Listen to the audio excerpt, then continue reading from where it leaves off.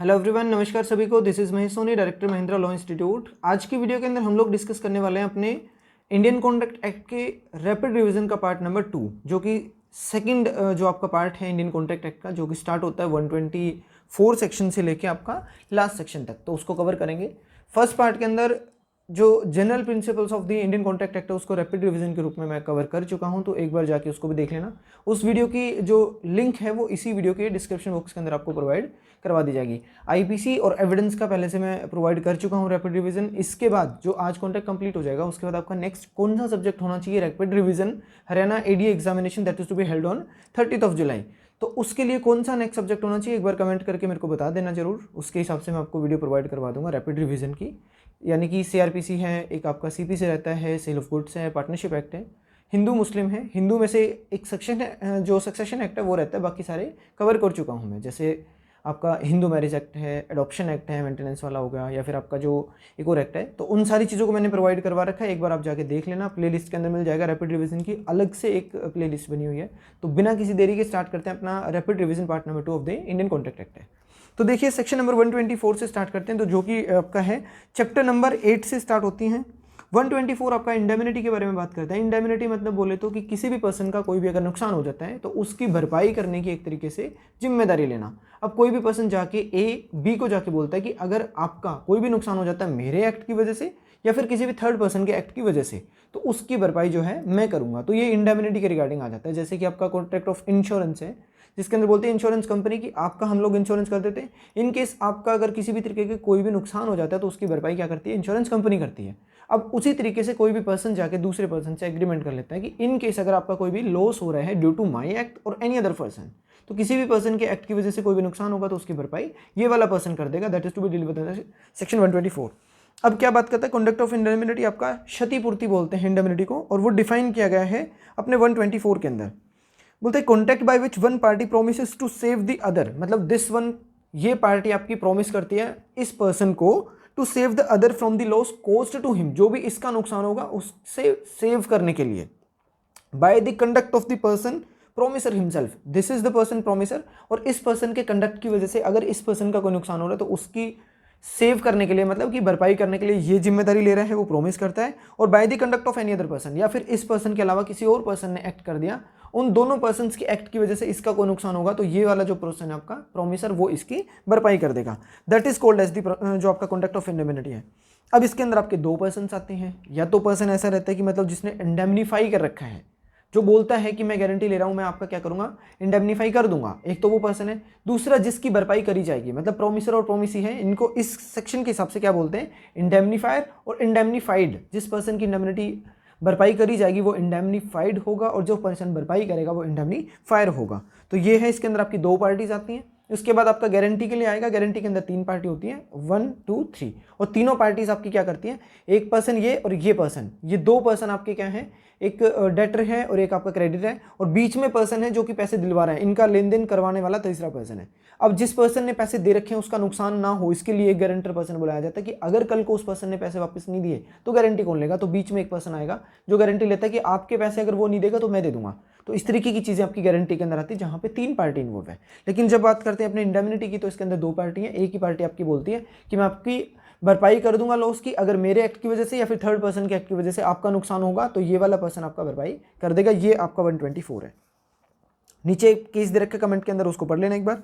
फिर right of the indemnity holder when sued, sue करा जाएगा तब इंडेमनिटी होल्डर पर्सन के राइट क्या होंगे, तो बोलते हैं the promisee in the contract of indemnity acting within the scope of his authorities entitled to recover from the promisor, promisor से वो सारी चीजें आपकी रिकवर करने के लिए जो आपकी अथॉरिटी रहेगी, उसके पास अथॉरिटी रहेगी। All the damages which he may be compelled to pay in the suit in respect of any matter to which the promise to indemnify apply, मतलब ये बात हो रही है कि जब भी उसने शूट फाइल करा होगा तो उसका जो भी खर्चा वगैरह आएगा सब कुछ वो क्या करेगा, इंडेमनीफायर से रिकवर करने का राइट रहेगा इंडेमनीफाइड पर्सन का। फिर बोलता है कि इस चीज़ों के रिगार्डिंग आपका किसी भी तरीके का कोई भी कॉस्ट लगती है तो वो भी रिकवर कर सकता है। दो चीज़ों को याद रखना, अपना कॉस्ट और डैमेजेस की बात करेंगे 125 के अंदर, राइट जनरली आपका सेक्शन पूछता है पीटी के अंदर। फिर आपका बात आ जाती है थर्ड के अंदर, ऑल सम, जो भी आपके पेबल हैं टर्म्स ऑफ कॉम्प्रोमाइज के रिगार्डिंग, तो वो सारी चीजें आपके आ जाएंगी। तीन के अंदर सिर्फ हेडिंग एक एक वर्ड पढ़ लेना। एक के अंदर आपका कॉस्ट बात करी गई है, एक के अंदर आपका डैमेजेस की बात करी गई, तीसरा आपका सम की बात करता है। तीसरा, उसके बाद आपका सेक्शन 126 आ जाता है, इंपॉर्टेंट सेक्शन है। 126 बोलता है कॉन्ट्रैक्ट ऑफ गारंटी। उसके अंदर श्योरिटी और प्रिंसिपल डेटर और क्रेडिट होंगे। मतलब एक पर्सन है श्योरिटी, मतलब ये पर्सन आपका बिचौला है जो कि गारंटी लेता है। ये पर्सन ऐसा है जिसने पैसे उधार दिए और ये पर्सन उधार लेके गया। यहाँ पे दो पर्सन हैं, इस पर्सन ने पैसे दिए हैं, क्रेडिटर है, इस पर्सन को पैसे दिए, ये डेटर है। अब मैं बीच में एक पर्सन हूँ जो कि गारंटी लेता हूँ कि अगर ये पर्सन आपका कोई भी पैसे नहीं देगा तो मैं दिलवा दूंगा आपको इसके पैसे। तो इन चीज़ों के रिगार्डिंग आपकी बात है जो करी गई इस सेक्शन के अंदर।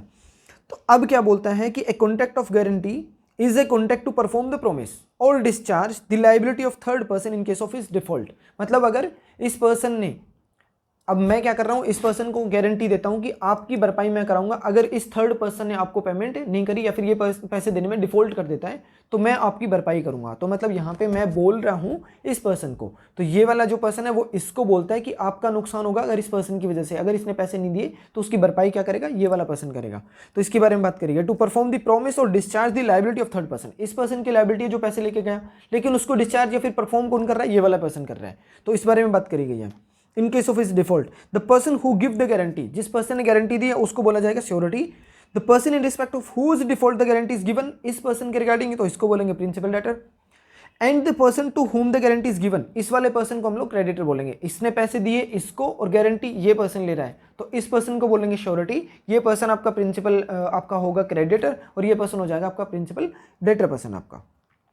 The guarantee is given by the oral हो सकती है या फिर आपकी रिटर्न में भी हो सकती है। तो ये चीज़ें आपकी क्या रहती है, तीन पार्टी इन्वॉल्व है, तो इस तरीके की चीज़ों को हम लोग बोलते हैं कि गारंटी दी गई है। फिर आपका 127 है कंसीडरेशन क्या होगी, तो वो एक बार आपने पढ़ लेना। प्रोमिस जो भी कर रखा है, जो भी डन कर रखा हो प्रिंसिपल डेटर के बेनिफिट के लिए, तो may be sufficient consideration to the surety for giving the guarantee. Guarantee के लिए मतलब मेरे पास क्या गारंटी होनी चाहिए कि मैं परफॉर्म करवा दूंगा, तो जो चीज़ें इस डेटर पर्सन ने ले रखी है वो मेरे लिए कंसीडरेशन होगी। 128 है कि श्योरिटी की लायबिलिटी क्या होगी, मतलब जिस पर्सन ने गारंटी ली है गारंटर पर्सन की लायबिलिटी क्या होगी। तो बोलता है liability of the surety is coextensive with that of the principal debtor. जैसे ही प्रिंसिपल डेटर की लायबिलिटी होगी वो सेम इसकी है। अगर वो डिफॉल्ट करेगा तो वो सारी चीज़ें मेरे को परफॉर्म करनी पड़ेंगी। तो ये है को एक्सटेंसिव। आपका बिहार पीटी 2018 के पेपर में पूछा जा चुका है कौन से सेक्शन में और किस तरीके की लायबिलिटी है, तो को एक्सटेंसिव रहती है। इसको एक बार पढ़ लेना। 129 बोलता है कि आपकी कंटिन्यूइंग गारंटी, नंबरिंग पूछता है। कंटिन्यूइंग गारंटी मतलब कि जो एक्सटेंड करती है सीरीज ऑफ ट्रांजैक्शन के लिए। मतलब एक बंदा ऐसा जो कि यहाँ पे क्रेडिटर ये डेटर को कोई भी सामान भेजने के लिए बोलता है और इसको पेमेंट देनी है, तो ये वाला बंदा और इनके बीच में ट्रांजैक्शन होनी है अगले 1 साल तक, हर महीने एक ट्रांजैक्शन। तो उस चीज़ की गारंटी मैं ले रहा हूँ बीच में, तो ये होगी इनके बीच की आपकी कंटिन्यूइंग गारंटी है, जो मैंने सीरीज ऑफ ट्रांजैक्शन के लिए बीच में गारंटी ले रखी है, तो उसको कंटिन्यूइंग गारंटी बोला जाएगा। It may be for the fix period भी हो सकता है और एक नंबर ऑफ ट्रांजैक्शन फिक्स भी करी जा सकती है, तो दोनों क्लियर रह सकती है। फिर बोलता है उसका रिवोकेशन कैसे होगा, तो श्योरिटी अपना नोटिस देकर रिवोकेशन कर सकता है। A continuing guarantee may be at any time be revoked by the surety as to the future transaction by the notice to the creditor। Creditor को नोटिस देगा, मतलब पहले तो ये पर्सन मेरा दोस्त था तो मैंने गारंटी ले ली, अब अगर मेरी दोस्ती से टूट गई तो मैं क्या करूंगा, एक उठा के क्रेडिटर को एक नोटिस दे दूंगा कि मैं अगली वाली जो आज के बाद ट्रांजैक्शन उसके लिए लायबिलिटी नहीं है मेरी, आप चाहो तो उसकी ट्रांजैक्शन बंद कर सकते हो, तो मेरी तरफ से कोई गारंटी नहीं होगी। तो ये ब्रीच हो जाएगा आपका, एक तरीके से कंटिन्यूइंग गारंटी को रिवोक करना बोलेंगे 130 के अंदर। पीटी के अंदर बिहार 2018 में पूछा जा चुका है। 131 के अंदर बोलता है जैसे ही श्योरिटी की डेथ हो जाएगी तो इनके बीच की जो गारंटी वो वैसे खत्म हो जाएगी। 131 की नंबरिंग पढ़ लेना। 133 बोलता है कि अगर क्रेडिटर और आपका जो डेटर था उनने अपने टर्म्स एंड कंडीशन को चेंज कर लिया, जो शुरू में गारंटी के टाइम पे जो फिक्स करी गई थी टर्म्स एंड कंडीशन, उनके अंदर इन दोनों ने चेंज कर लिया मेरे को बिना बताए, श्योरिटी को बिना बताए, तो मेरी तरफ से वो गारंटी वो अपने आप ही टूट जाएगी। ये है discharge of the surety by the variance in the terms of the contract. Contract के टर्म्स के अंदर अगर चेंज कर लोगे तो इन दोनों की जो गारंटी ले रहा है वो पर्सन अपनी गारंटी से खत्म हो जाएगी।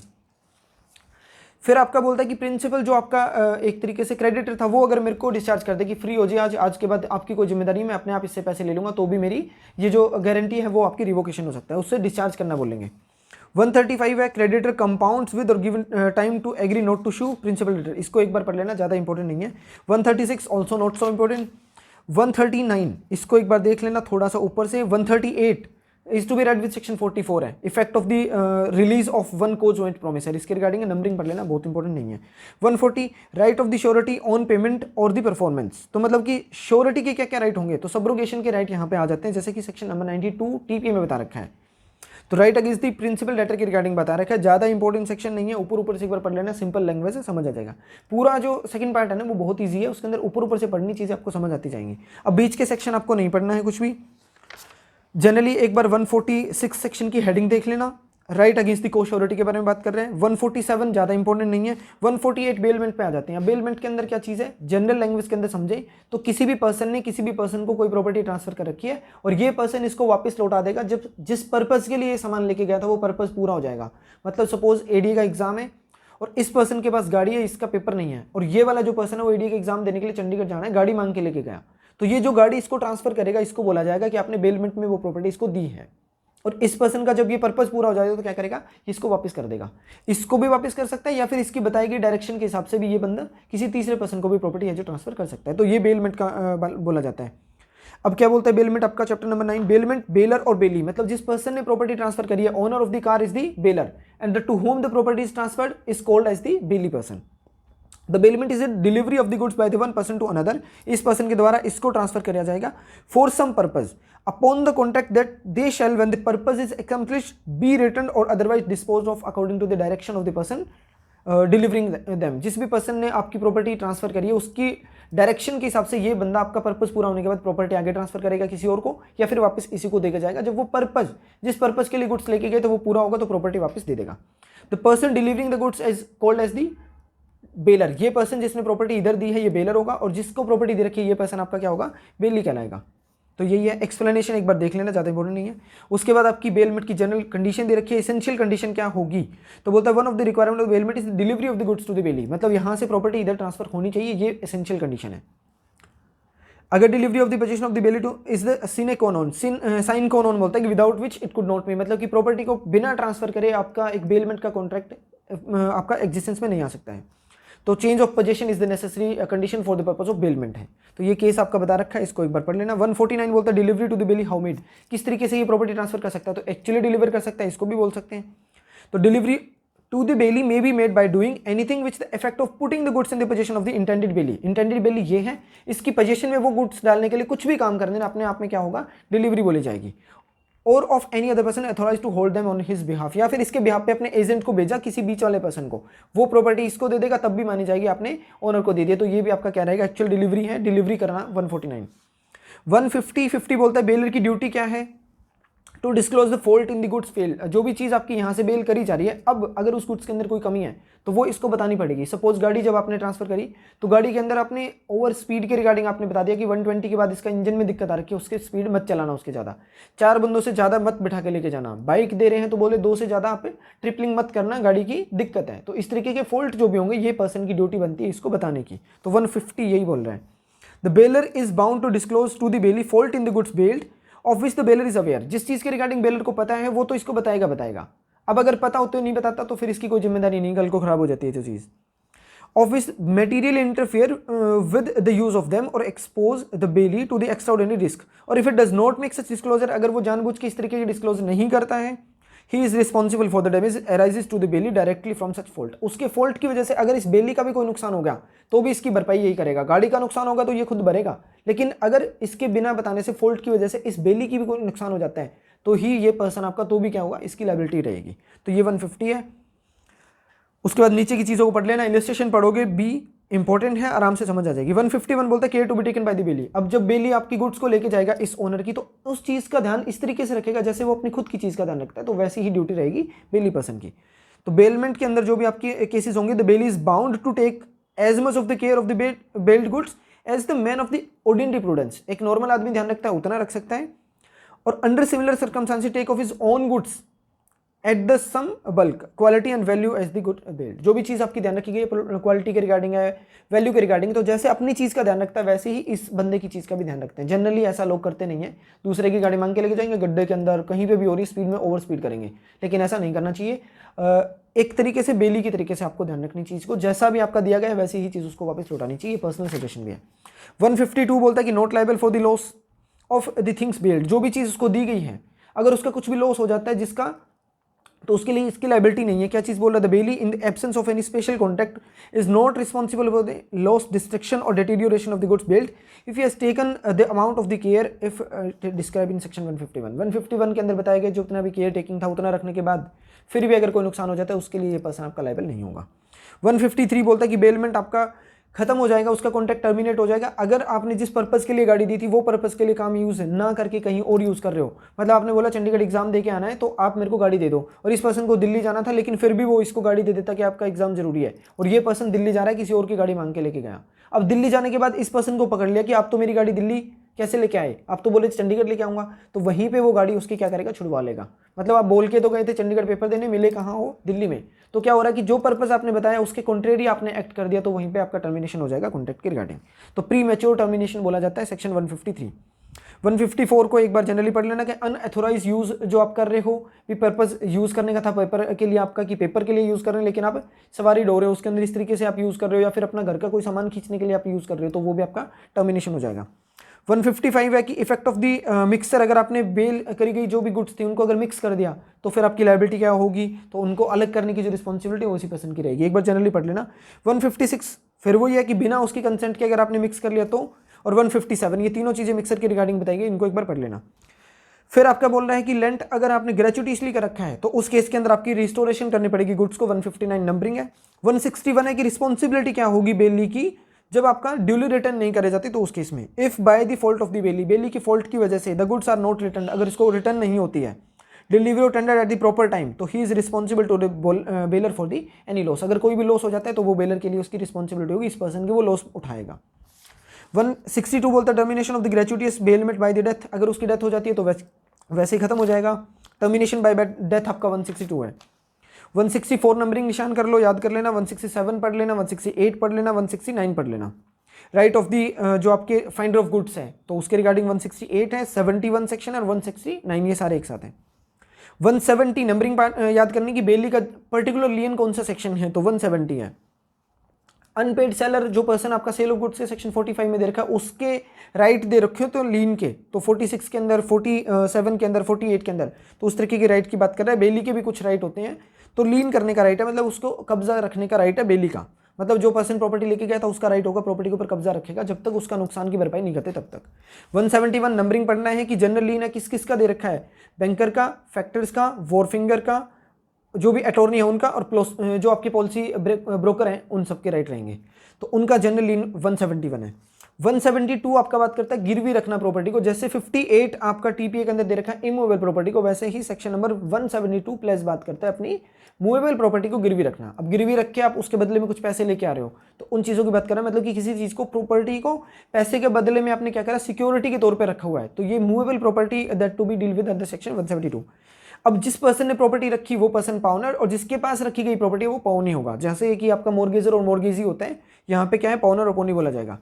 The bailment of the goods as security for the payment of debt, debt की सिक्योरिटी के पर्पज से जो भी प्रॉपर्टी रखी गई है, और performance of a promise is called as the pledge, तो इसको जब आपने प्रॉमिस कर दिया उसको परफॉर्म करोगे कि नहीं करोगे इस बात की क्या गारंटी, तो उसके बदले में आपने कोई भी मूवेबल प्रॉपर्टी गिरवी रख दी तो वो आपका प्लेस कहलाएगा। और द बेलर जो भी पर्सन होगा, मतलब जिसने प्रॉपर्टी ट्रांसफर करी, owner of the property is called as the pawnor, और जो पर्सन बेली है जिसको प्रॉपर्टी दी गई है वो पौनी हो जाएगा। 173 है कि पौनी पर्सन का राइट रहेगा उस प्रॉपर्टी को रिटेन करने का, जैसे कि अपना लीन का राइट है वैसा है। किसके लिए होगा, इंटरेस्ट ऑफ द डेट और नेसेसरी जो एक्सपेंसेस थे उनके लिए, मतलब आपने प्रॉपर्टी यहाँ पे रख दी, उसको मेंटेन करने का जो खर्चा आएगा वो रिकवर करेगा और फिर उसको प्रॉपर्टी वापस देगा, तो उसके लिए आपका है। 173 इंपॉर्टेंट है। 176 को देख लेना कि डिफॉल्ट कर देता है तो क्या फिर लायबिलिटी रहेगी, राइट क्या रहेगा पौने का, कि मतलब आपने पैसे नहीं दिए तो प्रॉपर्टी बेच के अपने पैसे रिकवर कर लेगा। 176 177 है कि पौनर का राइट क्या होगा, रिडीम करने का, डिफॉल्ट के केस में रिडीम का राइट है, टू गेट बैक, वापस प्रॉपर्टी पाने का राइट। फिर आपका 182 है, एजेंट की बात करता है, प्रिंसिपल की बात है। प्रिंसिपल मतलब कि एक तरीके से एक ऐसा आदमी होगा जिसके लिए कोई दूसरा पर्सन काम कर रहा है, अब जो दूसरा पर्सन काम कर रहा है वो एजेंट हो जाएगा, और जिसके लिए काम कर रहा है वो आपका प्रिंसिपल होगा। An agent is the person employed to do an act for another, मतलब एक पर्सन एजेंट वो है जो कि काम करता है किसी और के लिए, तो जो पर्सन खुद काम कर रहा है वो एजेंट है, जिसके लिए काम कर रहे हो वो आपका प्रिंसिपल होगा। तो ये आपका बता रखा है। दिल्ली इलेक्ट्रिसिटी का केस है इसके अंदर, DESU का, is not insurance agent with in the meaning of the life insurance corporation act है। फिर आपका 183 की कौन हो सकता है, तो 18 प्लस होना चाहिए, मेजोरिटी का साउंड माइंड का पर्सन होगा उसको रख सकते हो। 184 बोलता है कि हु में बी एन एजेंट, तो बोलता है कि माइनर, इनसेन ये एजेंट नहीं हो सकते, इनको एक बार देख लेना, कंसिडरेशन इसके लिए जरूरी नहीं होती है। 185 फिर आपका 190 बोलता है कि when agent can not delegate, मतलब कि एक पर्सन आपका डेलीगेट नहीं कर सकता, किसी और को सब एजेंट कब नहीं रख सकता, तो an agent can not lawfully employ another to perform the act which he expressly impliedly undertaking to perform personally काम करने के लिए मेरे को लाइबिलिटी रखी गई है। मतलब अगर मैं किसी टीचर को रख लूँ कि आप मेरे लिए काम करोगे, आप टीचिंग खुद करोगे, तो वो जो टीचर होगा वो किसी और पर्सन को सब टीचिंग के पर्पज से किसी और को नहीं रख सकता, क्योंकि मैंने उसको पर्सनली काम करने के लिए रखा हुआ है। तो वो एजेंट होगा, वो डेलीगेट अपना काम नहीं कर सकता जब तक कि ऑर्डिनरी कस्टमर ट्रेड जो है सब एजेंट के तौर पे उसको अलाउड नहीं कर देते तब तक, या फिर मैं खुद उसको अलाउड नहीं कर देता तो तब तक नहीं कर सकता। सब एजेंट आपका 191 बोलता है कि जब उसने ओरिजिनल एजेंट ने अपने अंडर किसी और को रख लिया तो वो सब एजेंट हो जाएगा। 192 बोलता है रिप्रेजेंटेशन ऑफ द जो प्रिंसिपल है by the sub agent properly appointed, जिस पर्सन को प्रॉपर्ली अपॉइंटेड मतलब कि any sub agent who is appointed with the prior permission of the person principal, तो प्रिंसिपल के परमिशन के साथ अपॉइंट किया जाएगा तो वो प्रॉपर्ली अपॉइंटेड पर्सन है, तो वो अब उस प्रिंसिपल को सब एजेंट भी आपका क्या कर सकता है, एक तरीके से रिप्रेजेंट कर सकता है। तो उसके अंदर लाइबिलिटी की बात करी गई है। इंपॉर्टेंट ज़्यादा नहीं है, इतने ही रहते हैं, उसके बाद आप मार्क कर लो, बहुत है, बाकी इंपॉर्टेंट कुछ भी नहीं। 201 है एजेंसी को टर्मिनेट किया जा सकता है, तो उसके केस में बता रहा है कि एजेंट या तो बिजनेस की एजेंसी को आप एक तरीके से रिनाउंस कर दे, खुद ही मतलब कि बोल दे कि हाँ मैं आज के बाद काम नहीं करूंगा, या फिर प्रिंसिपल ने अपनी अथॉरिटी को रिवोक कर लिया कि आज के बाद आप मेरे लिए काम नहीं करोगे। उसके लिए है आइदर प्रिंसिपल और डिनाई कर दे, या फिर आपका कोई भी पर्सन ऐसा जो अनसाउंड माइंड का हो जाए तो उस केस के अंदर हो सकता है। पीटी के लिए इंपॉर्टेंट रहता है, या तो by the act of the parties है या फिर आपके by the operation of law हो सकते हैं, तो ये भी केस है। 201 इंपॉर्टेंट है। उसके बाद 202 206 नंबरिंग निशान करो।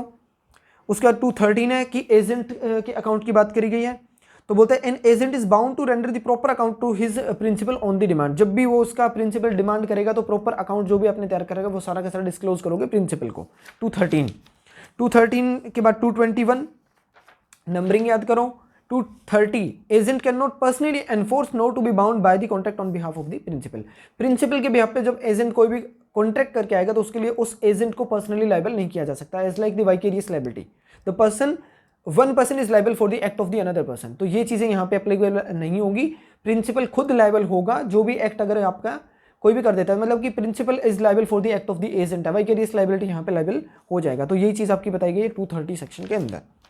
उसके बाद 238 को मार्क करो, उसको पढ़ लेना। तो ये आपका जो एक्ट है इंडियन कॉन्ट्रैक्ट का सेकंड पार्ट ये आपका कंप्लीट हो जाता है। छोटा सा एक्ट था, कुछ नहीं है सेकंड पार्ट के अंदर, जो इंपॉर्टेंट थे मार्क करवा दिए, जो पढ़ाने के थे डिटेल में पढ़ा दिए। तो that's all about the second part of the Indian contract act. और इसी के साथ अपना इंडियन कॉन्ट्रैक्ट एक्ट का रैपिड रिविजन पार्ट 2 खत्म हो जाता है। तो ये एक्ट आपका कंप्लीट हो गया। नेक्स्ट एक्ट कौन सा होना चाहिए एक बार मेरे को कमेंट करके बताओगे। टाइम थोड़ा सा कम है इसलिए थोड़ा सा स्पीडी रिविजन करवाया है, क्योंकि और भी बहुत सारी वीडियो शूट करनी है, जैसे CRPC है, CPC है, मॉन्स्टर एक्ट अभी भी बचे हुए हैं। उसके बाद मुस्लिम लॉ का ट्राई कर रहा हूँ कि कहीं ना कहीं 3 से 5 टॉपिक आपको करवा दिए जाएं। 3-4 टॉपिक पहले से कवर करवा रखे हैं, तो एक बार जाके वहाँ से भी देख लेना। तो वीडियो अगर अच्छी लगे तो वीडियो को शेयर कर देना। बाकी आपके जो एडमिट कार्ड हैं वो 24 जुलाई से डाउनलोड होने स्टार्ट हो जाएंगे। तो डाउनलोड होने के बाद मेरे को एक बार कमेंट करके जरूर बताना कि आपका सेंटर कहाँ कहाँ पे आ रखा है, so that we can arrange an program. हम कर सकते हैं, एक मीटिंग रख सकते हैं एग्जाम से पहले वहाँ पे पहुँचने के बाद। तो ये सब कुछ हम लोग अपनी प्लानिंग के हिसाब से करते रहेंगे। Thank you so much for watching this video. Please